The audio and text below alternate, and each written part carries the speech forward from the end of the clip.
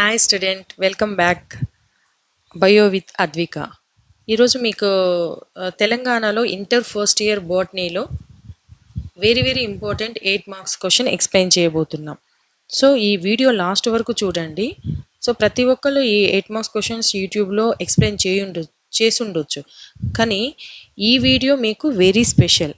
ఎందుకంటే దీంట్లో mainly examples very very difficult to remember, గుర్తుపెట్టుకోవడానికి చాలా కష్టంగా ఉంటుంది. కానీ ఇప్పుడు నేను చెప్పబోయే ట్రిక్ వల్ల ఈ వీడియో చూసిన తర్వాత మీకు ఎప్పటికీ కూడా ఎగ్జాంపుల్స్ తర్వాత దానికి సంబంధించిన కాన్సెప్ట్ ఎప్పటికీ మర్చిపోరు. So let's start. ఆల్రెడీ మీకు తెలిసింది 8 మార్క్స్ క్వశ్చన్ అనగానే అదేంటనేది. 5th చాప్టర్ మార్ఫాలజీ చాప్టర్లో స్టెమ్ మోడిఫికేషన్, రూట్ మోడిఫికేషన్తో పాటు ఈ వాట్ ఈజ్ ఇన్ఫ్లోరెసెన్స్ అనేది 8 marks very very important. So first of all, what is the inflorescence? So ఇది పలకడానికి కష్టంగా ఉన్న దీని మీనింగ్ ఏంటంటే, ఏదైనా ఒక ఫ్లవర్స్ ఒక మెయిన్ అంటే తెలుగులో మనం చెప్పాలనుకుంటే ఏదైనా ఒక కాండం మీద, అంటే ఫర్ ఎగ్జాంపుల్ ఇది ఒక పుష్పకాండం అనుకుంటే దీని మీద ఫ్లవర్స్ అరేంజ్మెంట్స్ ఉంటాయి చూడండి. ఆ ఫ్లవర్స్ అరేంజ్మెంట్స్ను మనం ఇన్ఫ్లోరెసెన్స్ అంటాం. The arrangement of the flowers on specialized floral axis is called inflorescence. So the arrangement of the flowers on specialized floral axis is called inflorescence. So మీకు డెఫినేషన్ అర్థమైంది. Inflorescence definition mean the flowers arranged specialized floral axis. So దీంట్లో మనకు question అడిగేది racemose inflorescence అంటే ఏంటి? Racemose inflorescence 3 character. చూడండి, unlimited growth ఉంటుంది. Unlimited growth అంటే ఆ నిరంతరం పెరుగుతూనే ఉంటుంది, ఈ విధంగా పెరుగుతూనే ఉంటుంది. There is no limit. So దీన్ని మనం తెలుగులో అయితే అక్షం అని అంటాం, ప్రధాన అక్షం అంటాం, బట్ ఇంగ్లీష్లో పెడంకల్ అంటాం. పెడంకల్. సో ఈ పెడంకల్ కంటిన్యూస్లీ పెరుగుతూనే ఉంటుంది. This is the first character. So మీరు ఫస్ట్ డెఫినేషన్ రాయాలి ఇన్ఫ్లోరెసెన్స్ది, తర్వాత రెసిమోస్ ఇన్ఫ్లోరెసెన్స్ క్యారెక్టర్స్ రాయాలి. ఆ క్యారెక్టర్స్ 3 ఉంటుంది. ఫస్ట్ అన్లిమిటెడ్ గ్రోత్ ఉంటుంది. Second one acropetal order. What is the acropetal order? ఇక్కడ ఆక్రోపెటల్ ఆర్డర్ అంటే చూడండి, ఈ విధంగా ఉన్నప్పుడు అరేంజ్మెంట్స్ బిగ్ ఫ్లవర్స్ అన్నీ కూడా కింద ఉంటాయి. పెద్ద పెద్ద ఫ్లవర్స్ అన్నీ కూడా కింద ఉంటాయి, చిన్న ఫ్లవర్స్ పైన ఉంటాయి ఈ యాక్సిస్కి. సో బిగ్ ఫ్లవర్స్ కింద, పైన స్మాల్ ఫ్లవర్స్ ఉండడం, దీన్ని ఆక్రోపెటల్ ఆర్డర్స్ అంటాం. So this is the second character. What is the third character? Centripetal opening. Centripetal opening అంటే outer flowers open first, followed by the inner. For example ఈ విధంగా ఉన్నప్పుడు, రౌండ్లో ఉన్నప్పుడు మనకు అవుటర్ ఫ్లవర్స్ ఏవైతే ఉన్నాయో అవి ఫస్ట్ మనకు బ్లూమింగ్ అవుతున్నాయి. తర్వాత లోపల వైపు ఉన్నవి మీరు ట్రైడాక్స్ చూసినప్పుడు తెలుస్తుంది, బయట ఉన్నటువంటి పెటల్స్ తొందరగా బ్లూమింగ్, లోపల ఉన్నాయి తర్వాత అవ్వడం జరుగుతుంది. ఈ 3 character first definition. So racemose inflorescence యొక్క 3 మెయిన్ క్యారెక్టర్స్. దీంట్లో ఎన్ని రకాలుగా డివిజన్ ఉందనేది చూద్దాం. సో ప్రతి ఒక్కరికి తెలుసు మొత్తం 6 టైప్స్ అని. Simple raceme, corymb, umbel and spike and spadix, finally head. So దీంట్లో first one is the simple raceme. Simple raceme అంటే దీన్ని సింపుల్గా మనం చెప్దాం. సో ఫస్ట్ వన్ చూద్దాం, సింపుల్ రెజిమ్. సింపుల్ రెజిమ్లో దీంట్లో ఫ్లవర్స్ హ్యావ్ స్టాక్డ్, అంటే దానికి కాడలు ఉంటాయి. దీంట్లో సేమ్ ఆక్రోపెటల్ ఉంటుంది. బిగ్ ఫ్లవర్స్ అనేవి కింద ఉంటాయి, పైకి వెళ్తున్న కొద్దీ స్మాల్ ఫ్లవర్స్ అనేవి ఉంటాయి. దాన్ని సింపుల్ రెజిమ్ అంటాం. అంటే రెజిమ్స్లో మనం ఏదైతే ఎక్స్ప్లెనేషన్ చూసామో the same explanation in the same simple raceme. దీంట్లో ఎగ్జాంపుల్ వచ్చేసి మస్టర్డ్ అండ్ క్రొటలేరియా. చూడండి, దీనికి సంబంధించిన flower diagram also here. Examples చూడండి, సింపుల్ రెజిమ్ కింద బిగ్ ఫ్లవర్స్, పైన స్మాల్ ఫ్లవర్స్. దీని ఎగ్జాంపుల్ మనం సింపుల్గా గుర్తుపెట్టుకోవాలంటే ఒక చిన్న ట్రిక్ ఉంది చూడండి. ఫర్ ఎగ్జాంపుల్ ఇక్కడ రెజిమోస్ అంటే ఇప్పుడు రెజిమ్, క్రొటలేరియా అంటే కార్ అని గుర్తుపెట్టుకోండి. సో రెజిమోస్ కార్లో మస్టర్డ్స్ తీసుకెళ్తున్నారు. ఓకే, రెజిమోస్ కార్లో మస్టర్డ్స్ తీసుకెళ్తున్నారు అంటే సింపుల్ రెజిమ్, ఎగ్జాంపుల్ క్రొటలేరియా, కార్ అంటే క్రొటలేరియా, మస్టర్డ్స్ తీసుకెళ్తున్నారు కాబట్టి ఎగ్జాంపుల్ మస్టర్డ్. సో ఈ ఎగ్జాంపుల్ మనం గుర్తుపెట్టుకున్నప్పుడు సింపుల్ ఇన్ఫ్లోరెసెన్స్ ఫీచర్సే సింపుల్ దాంట్లో ఉంటున్నాయి. సో ఎగ్జాంపుల్స్ వచ్చేసి రెజిమోస్ కార్లో మస్టర్డ్స్ తీసుకెళ్తున్నారు కాబట్టి ఈ 3 లింక్ పెట్టుకొని గుర్తుపెట్టుకుంటే సరిపోతుంది. మనకు డయాగ్రామ్ వచ్చినప్పుడు బ్లాక్ డయాగ్రామ్ వేయొచ్చు, ఈ డయాగ్రామ్ వేయకున్నా పర్వాలేదు, ఈ విధంగా వేసినా కూడా మనకు మార్క్స్ అనేవి పడతాయి. సెకండ్ వన్ వచ్చేసి, సో సెకండ్ వన్ చూద్దాం. Second one spike.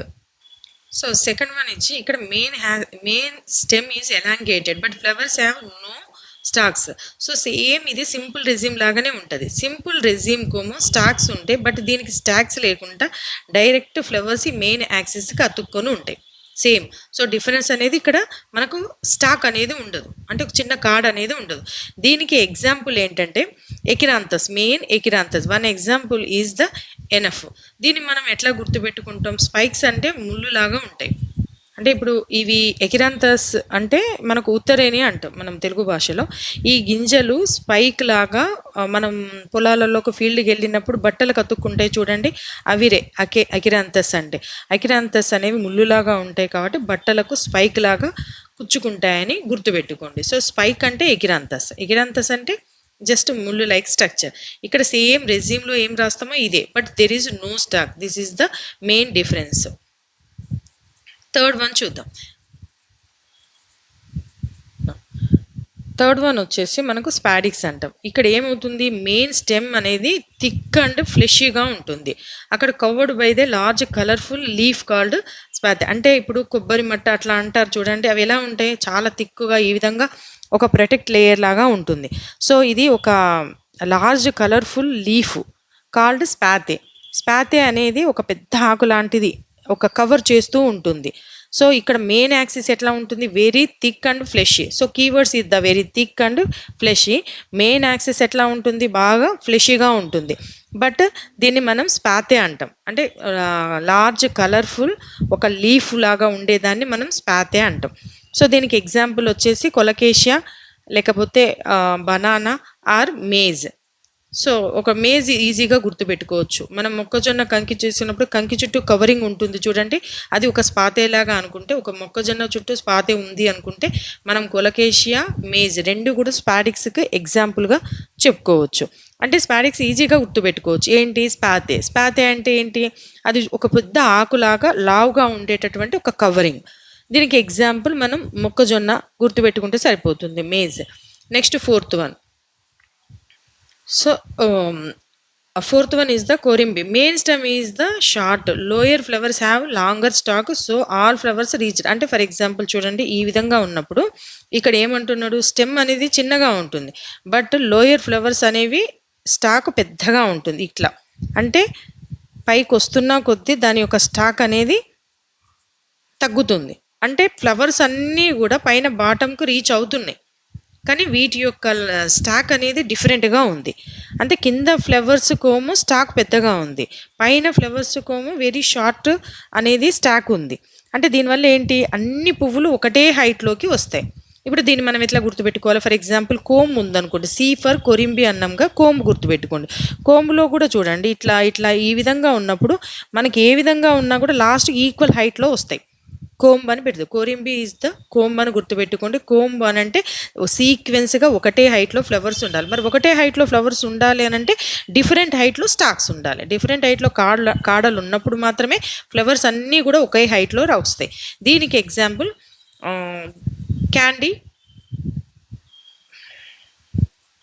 క్యాండీతో పాటు మనం ఇంకా 2 ఎగ్జాంపుల్స్ చెప్పొచ్చు. కేషియా ఒకటి కూడా చెప్పొచ్చు. కేషియా అనేది ఈజీగా గుర్తుపెట్టుకోవడానికి వస్తుంది. Cassia also example of the corymb. Cassia, corymb, కోమ్ గుర్తుపెట్టుకోండి, అన్నీ సి తోటి స్టార్ట్ అవుతాయి. So you can write the cassia example under the corymb. So Korimbi, whenever you write Korimbi example, you can remember the comb. Comb immediately the all flowers are in same height but different stalks. Okay na? Next fifth one. ఇక్కడ main axis అనేది అది main stem is very short. All flowers stocks అనేది ఒక్క దగ్గర నుంచే start అవుతాయి, equal హైట్స్లో start అవుతాయి. చూడండి ఈ విధంగా ఈక్వల్ హైట్లో స్టార్ట్ అవుతాయి. చూడడానికి మనకు ఒక అంబ్రిల్లా లాగా కనపడుతుంది. So umbel to umbrella look. So all flowers arrange from a single point only. ఒకే సింగిల్ పాయింట్లోంచి అన్ని ఈక్వల్ స్టాక్తో లుక్ లైక్ ఏ అంబ్రిల్లా లాగా ఉంటాయి. దీనికి మనం ఎగ్జాంపుల్ క్యారెట్ చెప్పొచ్చు, నెక్స్ట్ ఆనియన్ కూడా చెప్పొచ్చు. Carrot and onion. సో దీన్ని మీరు ఈజీగా గుర్తుపెట్టుకోవచ్చు. అంబ్రిల్లా కింద కూర్చొని క్యారెట్ ఆనియన్ తింటున్నారని ఏదో రకంగా గుర్తుపెట్టుకోవచ్చు మీరు. అంబ్రిల్లా. అంబ్రిల్లా ఎట్లా ఉంటుంది, స్టార్టింగ్ పాయింట్ అనేది వెరీ షార్ట్గా ఉంటుంది, అన్ని ఈక్వల్గా ఫ్లవర్స్ ఉంటాయి. Example carrot and onion. Next 6th one, last one. So దీన్ని హెడ్ లేదా క్యాపిట్యులం అంటాం. దీంట్లో ఎట్లా ఉంటుందంటే మెయిన్ స్టెమ్ అనేది ఒక ఫ్లాట్గా ఉంటుంది. సో ఇక్కడ ఉండేటువంటి చిన్న చిన్న ఫ్లవర్స్ జస్ట్ ఈ విధంగా అరేంజ్మెంట్స్ అయ్యి ఉంటాయి. వీటిని ఫ్లోరేట్స్ అంటారు. మీకు సన్ఫ్లవర్ కానీ లేకపోతే గడ్డి చామంతి మొక్కలు చూస్తే అర్థమవుతుంది. అవుట్ సైడ్లో ఉండే వాటిని ఫ్లోరేట్స్ అంటారు, లోపల ఉండేటటువంటి చిన్న చిన్న ఫ్లవర్స్ని కూడా ఫ్లోరేట్స్ అంటారు. సో దీనికి ఎగ్జాంపుల్ మనం సన్ఫ్లవర్, ట్రైడాక్స్ చెప్పొచ్చు. సన్ ఎక్కడ ఉంటుంది, మనకు మన నెత్తినే ఉంటుందిగా. సో సన్ ఫ్లవర్ హెడ్ లేకపోతే క్యాపిట్యులం అని చెప్పొచ్చు. క్యాప్ కూడా హెడ్ పైనే పెట్టుకుంటాం కాబట్టి మనము సన్ అనేది గుర్తు పెట్టుకుంటే సన్ఫ్లవర్ ఈజీగా రాయొచ్చు. ఓకేనా.